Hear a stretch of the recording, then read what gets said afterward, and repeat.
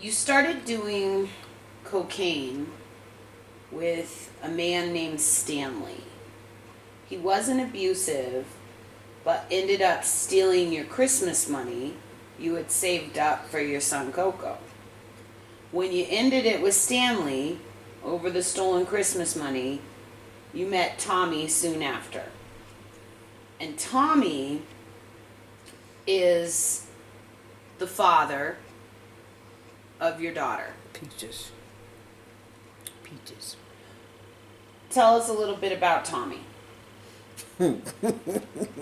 He was just, oh God, how can I describe him? You know, this guy. Ooh, I don't know what you mean. Tell you about him. I know that he was violent and he was just mean spirit. He just had a mean streak about himself, and then he was not nice to me because he's another one that I just picked up and took in. But he was also a married man, also. And then he was an over-the-road truck driver, and it was just that what happened with this, because of the beginning, what had happened with Stanley and what the experimenting with cocaine it did. Tommy had access to cocaine because he would buy it, and then he would buy like in quantities. So even though I snorted cocaine with Stanley, I was smoking cocaine with Tommy, freebasing cocaine with Tommy. Is Tommy still with us today? Not that I can recall. He's not in my city. No, he's not. He's been out of this city. And rumor has it that he's deceased. Did he ever take care of Peaches, your daughter? No, hell, are you?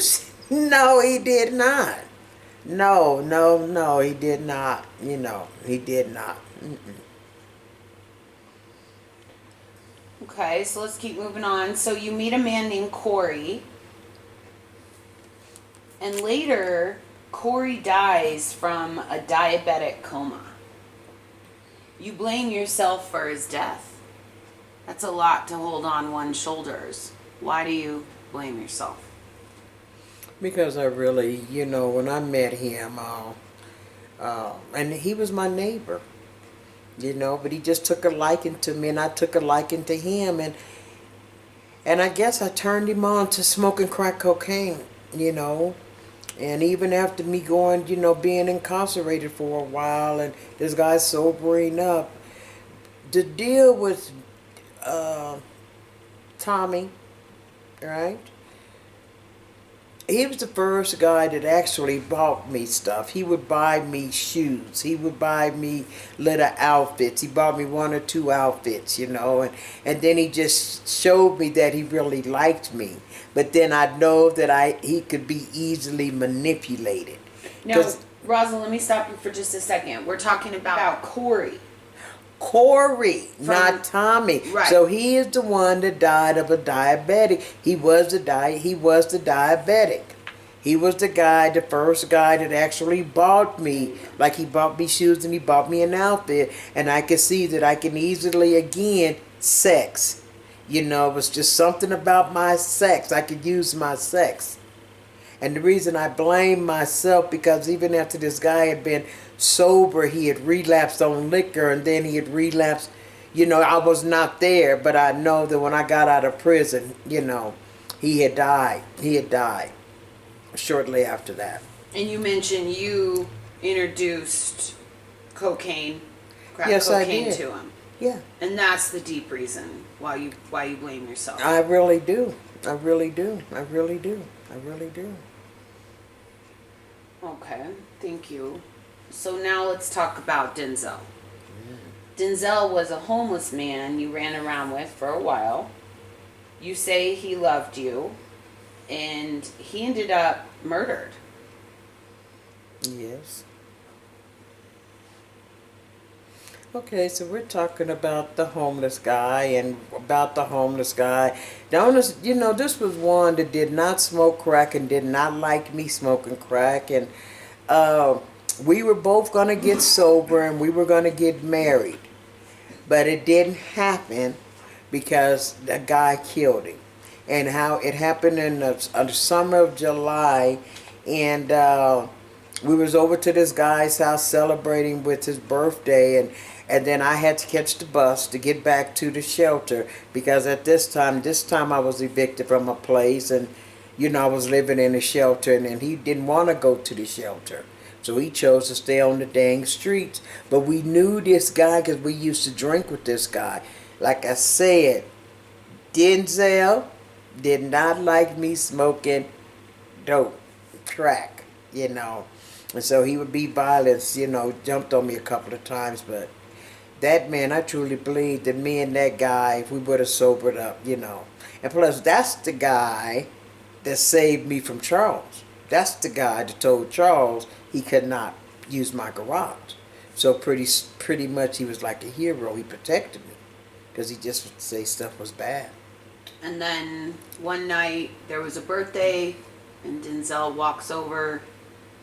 We were at this guy's house celebrating, and this is the day, the last time I actually put my eyes on him. We were together at this guy's house, and they were drinking vodka, and of course I was smoking dope, and he was walking me like we had left out the apartment. He was walking me to the bus stop. He went back in the apartment because he forgot his darn shit because he was a heavy drinker, And he never came out. That same day he lost his life. So I guess they were in there fighting. I did not stick around because I had a curfew to meet. And then you find out Through the paper the next day of what had happened at that building because I knew the address and everything. And it was him. and he was murdered Yes, he was. by stabbing. Yes, stabbing to death. Yes. Mm-hmm. How'd you feel after that? My love is gone. How did I feel? Mm-hmm. Girl, how do I put in words? I can't put it in words. I was shocked at the beginning, but I was in so much pain, and so I was at a disbelief because, like I said, this guy really, in my heart of hearts, he loved me. We loved each other. We were going to get our act together. Two drunks going to get our act together and be together. So I was hurt. Well, speaking about getting your act together, after a while, you make the choice to go to a place called Synacor to get clean and sober. You stayed celibate for 2.5 years. When you got out, did you get back into the same lifestyle of abusive men, sex, drugs, alcohol? Not immediately. No, I did not. Just like several months after graduating of the program and moving in my own place, I had met this guy, and I had relapsed, and I had met this guy, so, moved him in with me, and of course, so the cycle started. The cycle started again. But he was not abusive. He was just selfish and a man. But an unhealthy relationship. Very unhealthy because, like I said, we smoked dope together. Okay. And then we have a man named Robert who comes into your life. He was a chef, and you say he was kind to you, but then he ends up sexually molesting your daughter.